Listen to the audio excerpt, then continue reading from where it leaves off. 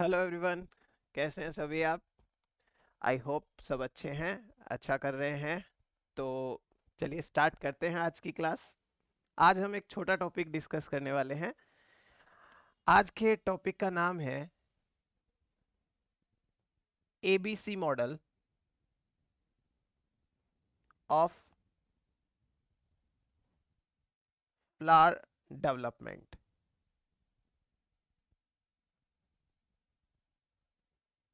तो ये ABC model क्या है, फ्लावर के डेवलपमेंट के अंदर कैसे रोल प्ले करता है, उसके लिए थोड़ी सी बेसिक चीजें समझ लेते हैं। अगर आप प्लांट किंगडम के ऊपर ध्यान दें तो प्लांट किंगडम के अंदर कुछ ग्रुप्स हैं प्लांट्स के, जैसे एल्गी, उसके बाद में ब्रायोफाइट्स, ब्रायोफाइट्स के बाद में अगर हम बात करें तो टेरिडोफाइट्स,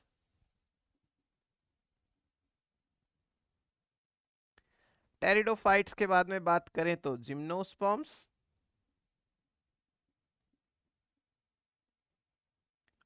और जिम्नोस्पर्म के बाद बात करें तो एंजियोस्पर्म्स।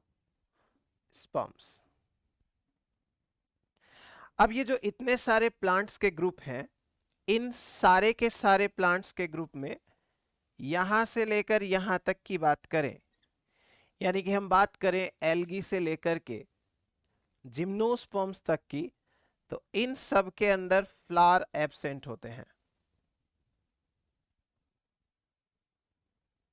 ये तो फ्लावर एब्सेंट हो गए। अब बचा हमारे पास में एक ग्रुप, उस ग्रुप का नाम है एंजियोस्पर्म्स। एंजियोस्पर्म्स के अंदर होते हैं फ्लावर प्रेजेंट, तो फ्लावर्स हो गए प्रेजेंट यहां पे। फिर उसके बाद में अगर हम एंजियोस्पर्म के फ्लावर की बात करेंगे तो इसके एक फ्लावर के अंदर कुछ स्ट्रक्चर्स होती हैं, there are several structures, many structures are present in a flower. इन स्ट्रक्चर्स का डेवलपमेंट कुछ जीन्स कंट्रोल करते हैं। यहां पे हमने लिखा है ABC model. Basically ABC are the classes of genes, they are the classes of genes, wisely class A, class B, class C. और इन जीन्स का काम है to control the development of many structures of flower. तो ये जो jeans हैं यहां पर, क्लास ए के जीन्स, क्लास बी के जीन्स, क्लास सी के जीन्स, ये सारे के सारे जीन्स मिलकर के फ्लावर की स्ट्रक्चर्स को कंट्रोल कर रहे हैं।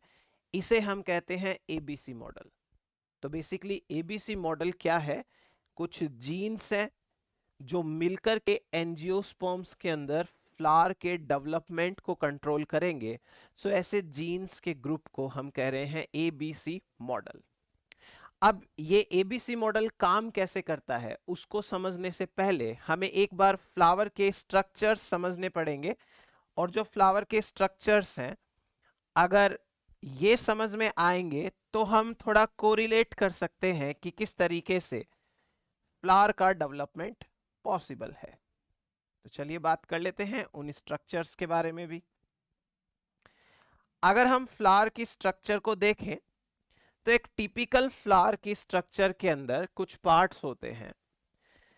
जैसे फ्लावर के सेंटर में एक फीमेल रिप्रोडक्टिव ऑर्गन है, इस तरीके से प्रेजेंट होगा ये।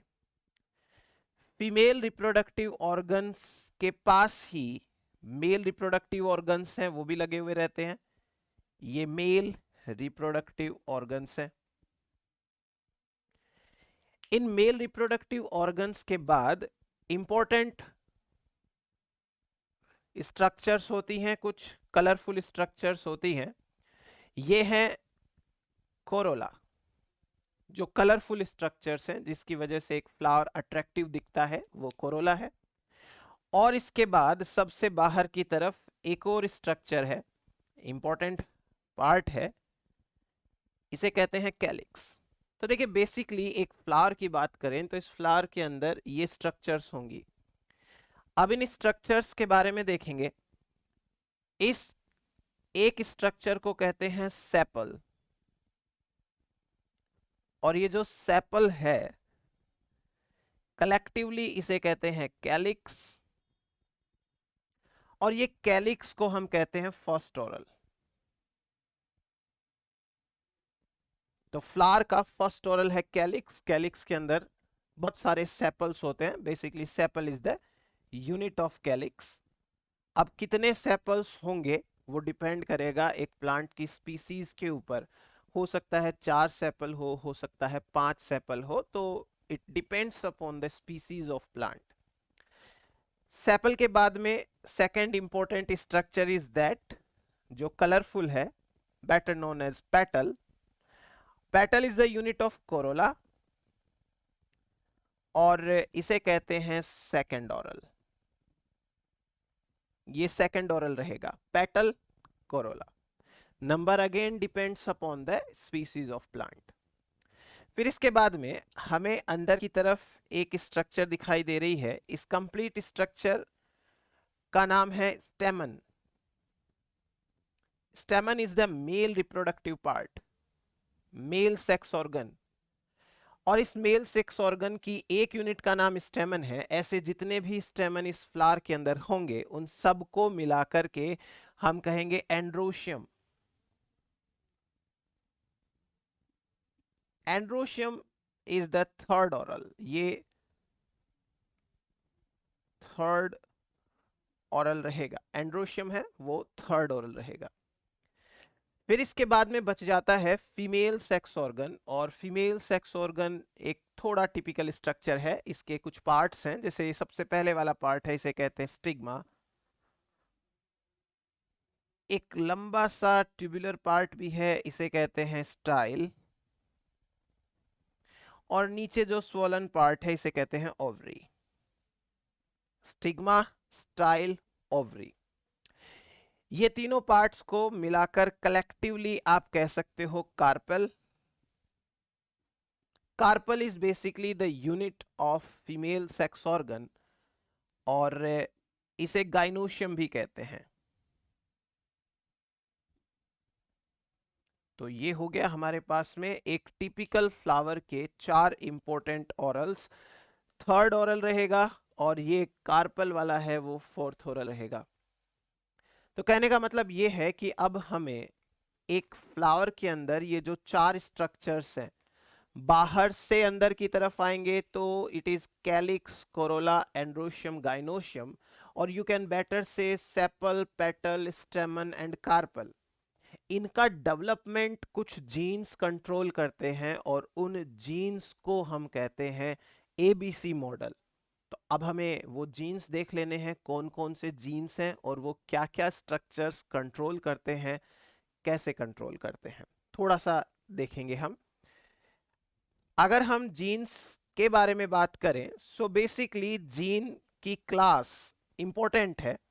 क्लास है ए बी सी, ये ए बी सी क्लास के जीन्स हैं, एक साथ काम करते हैं और कलेक्टिवली स्ट्रक्चर्स बनाएंगे। किस तरीके से देखेंगे।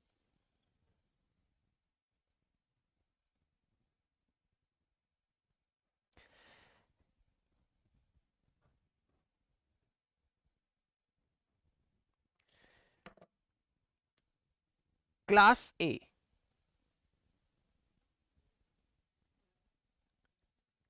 Class B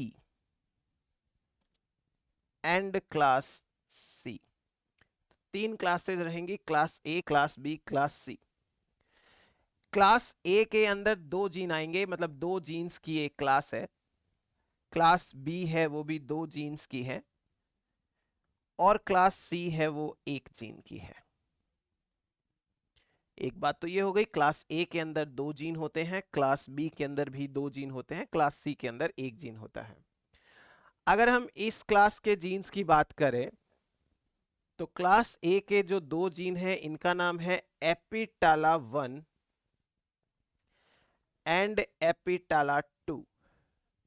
एपिटाला 1 and एपिटाला 2।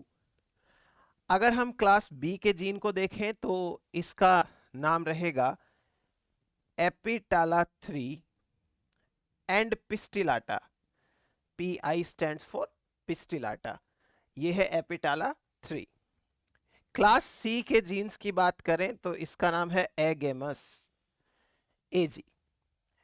5 जीन है जो मिलकर के 4 ऑरल्स को कंट्रोल करेंगे, उनके डेवलपमेंट को कंट्रोल करेंगे। वाइजली इनके नाम क्लास ए के एपिटाला 1 एंड 2 हैं, क्लास बी में पिस्टिलाटा एंड एपिटाला 3 आएगा, और क्लास सी के अंदर आएगा एगेमस। अब ये कौन कौन से स्ट्रक्चर्स को कंट्रोल करेंगे? ध्यान रखना, दोनों ही जीन मिलकर के सबसे पहला स्ट्रक्चर कैलिक्स भी बनाएंगे और कोरोला भी बनाएंगे। जो सेकंड क्लास के दो जीन्स हैं वो मिलकर के कोरोला बनाएंगे एंड एंड्रोशियम भी बनाएंगे। और क्लास सी का जीन है ये एंड्रोशियम एंड गाइनोशियम के लिए रेस्पॉन्सिबल रहेगा। बात करें कैलिक्स की तो ये कैलिक्स है वो फर्स्ट ऑरल है, ये सेकंड ऑरल है, ये सेकंड ऑरल है, ये थर्ड ऑरल है, ये थर्ड ऑरल है, और ये फोर्थ ऑरल है। तो हमें अब क्या इंफॉर्मेशन याद रखनी है, दिमाग में रखनी है कि क्लास ए में दो जीन आते हैं, दोनों जीन के नाम पता होने चाहिए, एपिटाला 1 एंड एपिटाला 2। एपिटाला 1 एंड एपिटाला 2 दोनों मिलकर calyx and Corolla, sepal and petal बनाएंगे। क्लास बी के अंदर दो जीन्स आते हैं, एपिटाला 3 एंड पिस्टिलाटा, और दोनों मिलकर के corolla and androecium that is petal and stamen बनाएंगे। एंड क्लास सी का जो जीन है एगेमस वो स्टेमन एंड कार्पल बनाता है। अब एक बात आपको याद रखनी है जो आपको हेल्प करेगी क्वेश्चन सॉल्व करने में। अगर किसी भी क्लास के जीन में म्यूटेशन हुआ तो उसके सामने लिखी हुई स्ट्रक्चर्स नहीं बनेगी। अगर किसी भी क्लास के किसी भी जीन में म्यूटेशन हुआ तो उसके सामने लिखी हुई स्ट्रक्चर्स नहीं बनेगी। तो जैसे इसमें म्यूटेशन हो गया एपिटाला 1 में तो वो दोनों स्ट्रक्चर्स नहीं बनेगी, या एपिटाला 2 में हो गया तो भी वो दोनों स्ट्रक्चर्स नहीं बनेगी, दोनों में म्यूटेशन हो गया तो भी वो दोनों स्ट्रक्चर्स नहीं बनेगी। अगर पिस्टिलाटा या एपिटाला 3 दोनों में हुआ या एक में हुआ तो ये दो स्ट्रक्चर्स नहीं बनेगी, और इन दोनों के अंदर भी अगर म्यूटेशन हुआ, इसमें एक में म्यूटेशन हुआ तो ये दोनों स्ट्रक्चर्स नहीं बनेगी। तो ये तो हो गई इंफॉर्मेशन। 3 क्लासेस हैं, उनमें 5 जीन्स हैं मिला करके, और 4 ऑरल्स को कंट्रोल कर रहे हैं।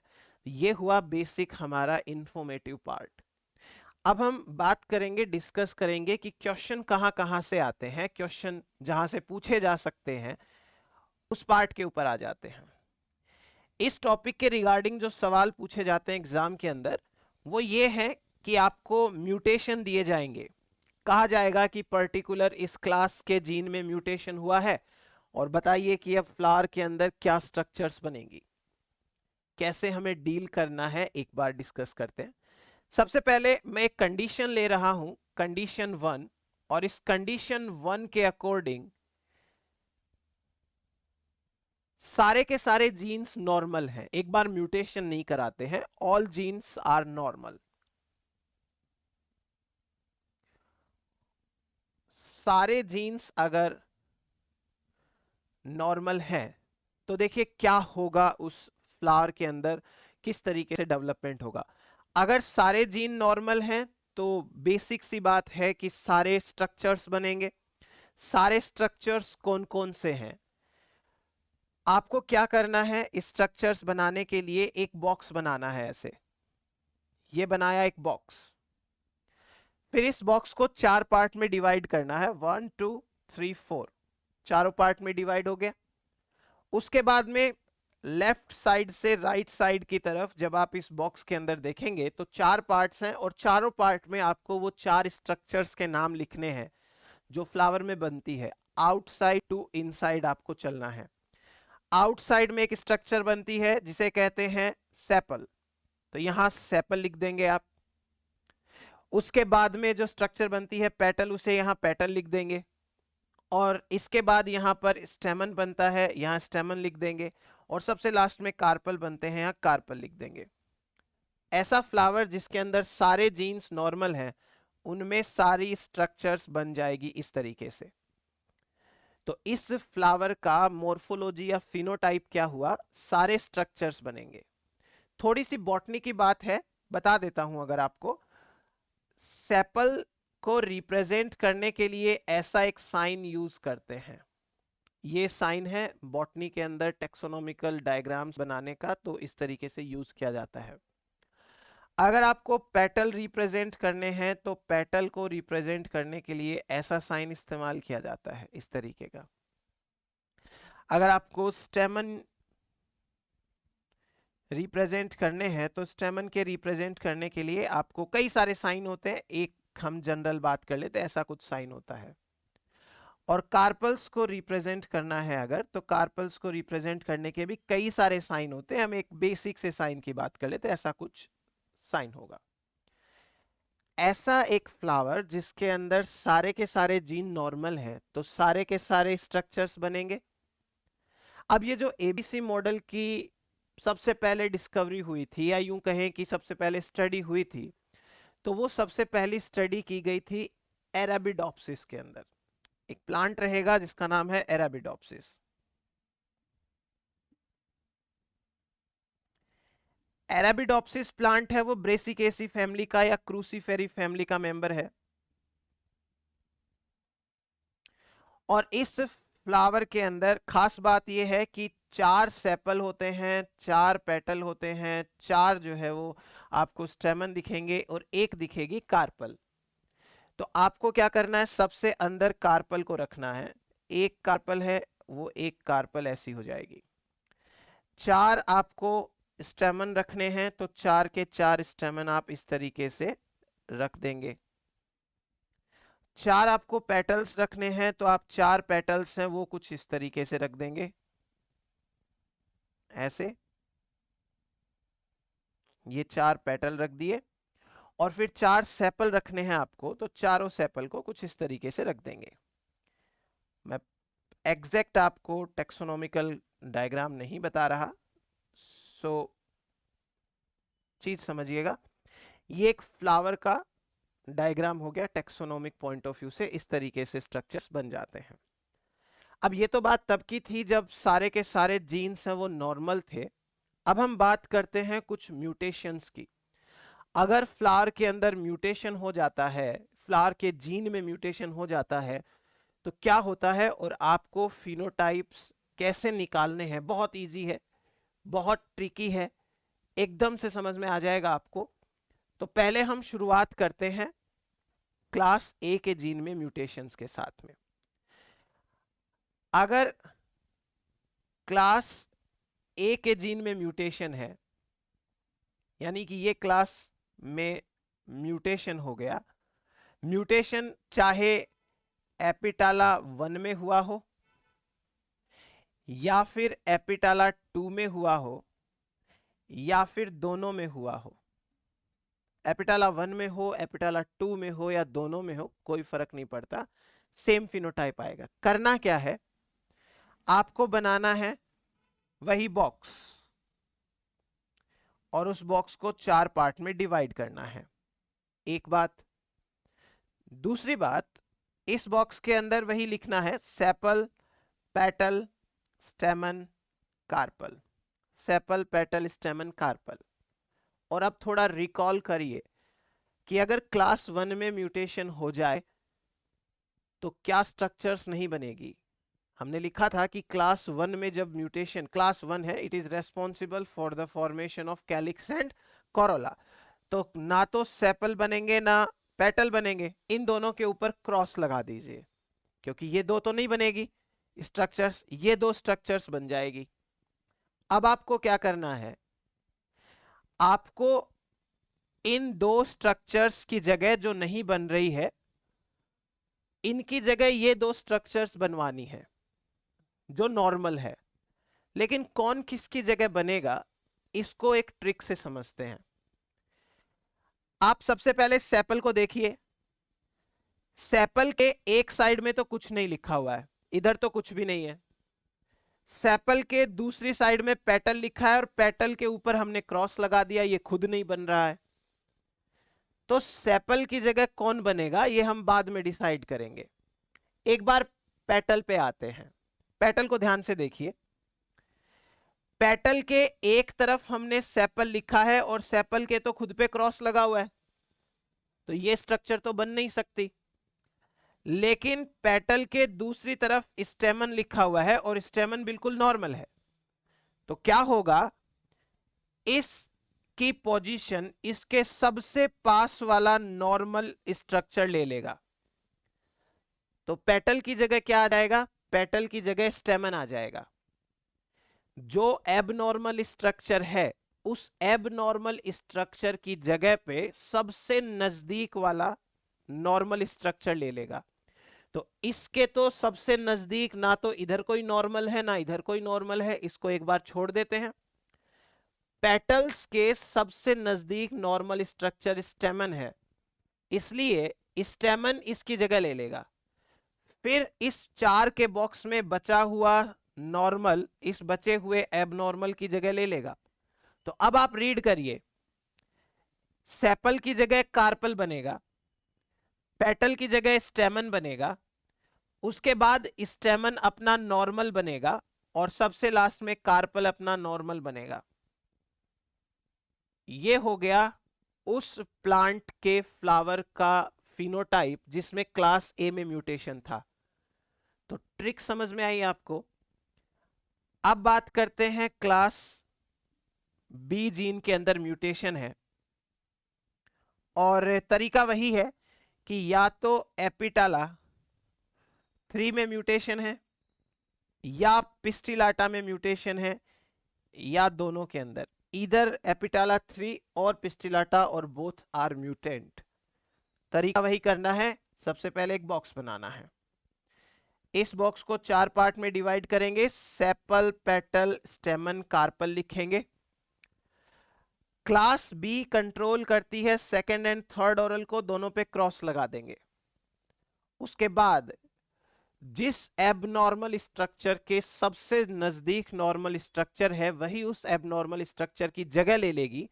तो जैसे सेपल इसके पास में पड़ता है, कार्पल इसके पास में पड़ता है, पेटल एंड स्टेमन तो बनेंगे नहीं, तो क्या बनेगा यहां पर बन जाएगा सेपल जो अपनी नॉर्मल जगह पे बन रहा है, उसके बाद बन जाएगा वापस सेपल, उसके बाद बनेगा कार्पल, वापस बनेगा कार्पल। तो आपका फिनोटाइप आया इस फ्लावर का सेपल सेपल कार्पल कार्पल।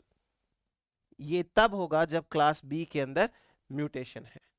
अगर हम क्लास सी के जीन की बात करें म्यूटेशन के अंदर, क्लास सी में म्यूटेशन करा दें, तो क्लास सी के म्यूटेंट में हमें क्या स्ट्रक्चर दिखाई देगी, देखिए। उसके बाद हम कॉम्बिनेशंस के अंदर और म्यूटेशन कराएंगे। क्लास सी में एक ही जीन था और उसमें भी म्यूटेशन हो चुका है एजी। तो पहले तो हम एक काम करते हैं, हम वही एक बॉक्स बनाते हैं, इस बॉक्स को 4 पार्ट में डिवाइड कर लेते हैं, सेपल पेटल स्टेमन कार्पल। और ये जो एगेमस जीन है वो स्टेमन एंड कार्पल दोनों को कंट्रोल कर रहा था, तो ये दो स्ट्रक्चर नहीं बनेगी। तो कौन किसके पास में फंक्शनल है वो उसी नॉन फंक्शनल की जगह ले लेगा। पेटल पड़ता है स्टेमन के ठीक पास, फिर बचा हुआ इसकी जगह ले लेगा। तो क्या स्ट्रक्चर बनेगी, सबसे पहले बनेंगे सेपल जो नॉर्मल है, उसके बाद बनेंगे पेटल्स जो नॉर्मल हैं, उसके बाद बनेंगे स्टेमन जो एब नॉर्मल थे, स्टेमन नहीं बनेगा, स्टेमन की जगह ले लेगा पेटल वापस से, और फिर फाइनली जो बच गया वो अपनी एक और जगह ले लेगा। तो इस का फिनोटाइप क्या आया निकल के फ्लावर का? सेपल अपनी जगह, पेटल अपनी जगह, ये दो तो बनेंगे नहीं, तो इनकी जगह पे ये सबसे नजदीक पड़ता है और ये इसके बाद में पड़ता है, तो यहां पर फिनोटाइप आएगा सेपल पेटल पेटल सेपल। ये फिनोटाइप हमारा आ जाएगा। अब कॉम्बिनेशन कराते हैं, क्लासेस के अंदर कॉम्बिनेशन करा करा करके बात करते हैं किस तरीके से यहां पर म्यूटेशंस के फिनोटाइप बनेंगे। फॉर एग्जाम्पल, अगर मैं आपसे कहूं कि क्लास ए है एंड क्लास बी है, इन दोनों के अंदर म्यूटेशन हो गया, चाहे तो किसी भी जीन के अंदर कैसे भी म्यूटेशन हो गया हो, एक इस क्लास का जीन म्यूटेंट हो गया, एक इस क्लास का जीन म्यूटेंट हो गया, इसके भी दोनों म्यूटेंट हो गए, इसके भी दोनों म्यूटेंट हो गए, किसी भी कॉम्बिनेशन के अंदर दोनों क्लास म्यूटेंट है। बड़ा सिंपल सा है, करना क्या है, बॉक्स बनाइए, इस बॉक्स को 4 पार्ट में डिवाइड करिए, यहां पर लिख दीजिए सेपल पेटल स्टेमन कार्पल, ये चारों के चारों लिख दिए। अब इसके बाद में क्लास ए कंट्रोल करती थी सेपल पेटल को, इन दोनों के ऊपर क्रॉस लगा दीजिए। उसके बाद में क्लास बी कंट्रोल करती थी पेटल स्टेमन को, इसके ऊपर भी क्रॉस लगा दीजिए।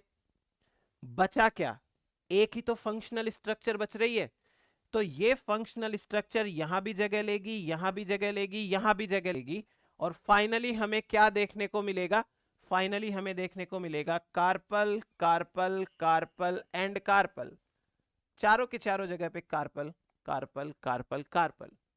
तो हमारा फाइनली फिनोटाइप क्या हुआ अगर इन दोनों के अंदर म्यूटेशन हो जाए। चलिए दूसरे कॉम्बिनेशंस लेके देखते हैं। Class A and class C के अंदर, या पहले class B and class C के अंदर ले लेते हैं, क्लास बी में क्लास सी के अंदर म्यूटेशन हो गया। अगर class B and class C के अंदर म्यूटेशन हो जाए तो पहले तो वही करिए, बॉक्स बनाइए, इस बॉक्स को सेपल पेटल स्टेमन कार्पल में डिवाइड करिए।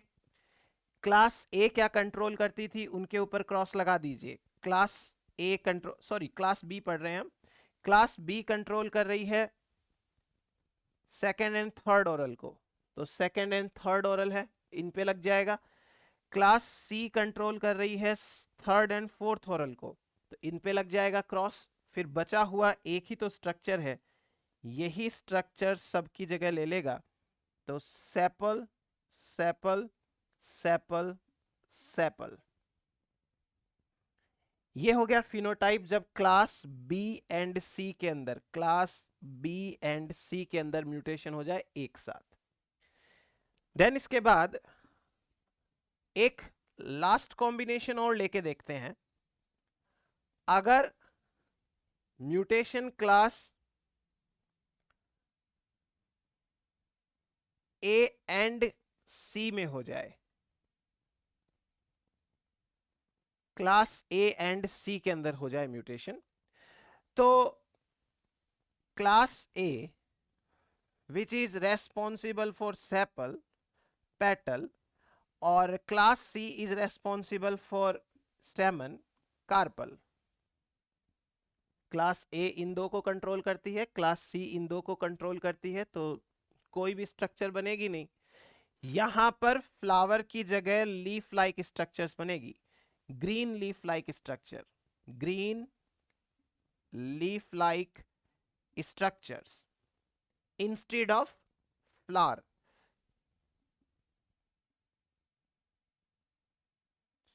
तो फ्लावर की जगह पर ये स्ट्रक्चर्स बनेगी। तो ये हो गया हमारा एबीसी मॉडल। अब हम थोड़ा सा लेटेस्ट बात करते हैं एबीसी मॉडल के बारे में। हमने ये देखा कि ए बी सी 3 क्लासेस हैं, ये क्लासेस हैं A B C. Recent discoveries के अंदर पता चला कि एक और क्लास होती है जिसका नाम है क्लास ई, और जो क्लास ई के जीन्स हैं ये जीन कंट्रोल करते हैं class A, class B, class C को। यानी कि class A, class B, class C genes की एक्टिविटी के लिए ये क्लास के जीन रेस्पॉन्सिबल होते हैं। तो इसी मॉडल का नाम अब थोड़ा सा चेंज करके रखा है ए बी सी ई मॉडल। इसको हम ए बी सी ई मॉडल कह देंगे। अगर क्लास ई के जीन में म्यूटेशन हुआ तो इनमें से कोई काम नहीं कर पाएगा फिर। तो ये कंट्रोल कर रही है इन तीनों को। Last but not the least, एक और क्लास का पता चला है, क्लास डी। और ये जो क्लास डी है, इसके जीन कंट्रोल करते हैं ओव्यूल डेवलपमेंट को।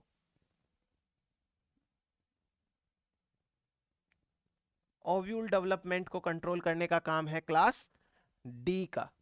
तो ये हुआ हमारे पास में एबीसी मॉडल। एबीसी कैसे काम करते हैं वो बताया। क्लास ई नई डिस्कवर हुई है जो इनको कंट्रोल करती है, तो मॉडल का नाम अब इस तरीके से लिखा जाता है एबीसी ई मॉडल। और क्लास डी का भी याद रखिएगा, ओव्यूल का डेवलपमेंट कराती है। So thank you so much for supporting me. अब चैनल को आप संभाल लीजिए, मैं क्लासेस संभाल लेता हूँ। लाइक कर दीजिएगा, शेयर कर दीजिएगा। Thank you so much.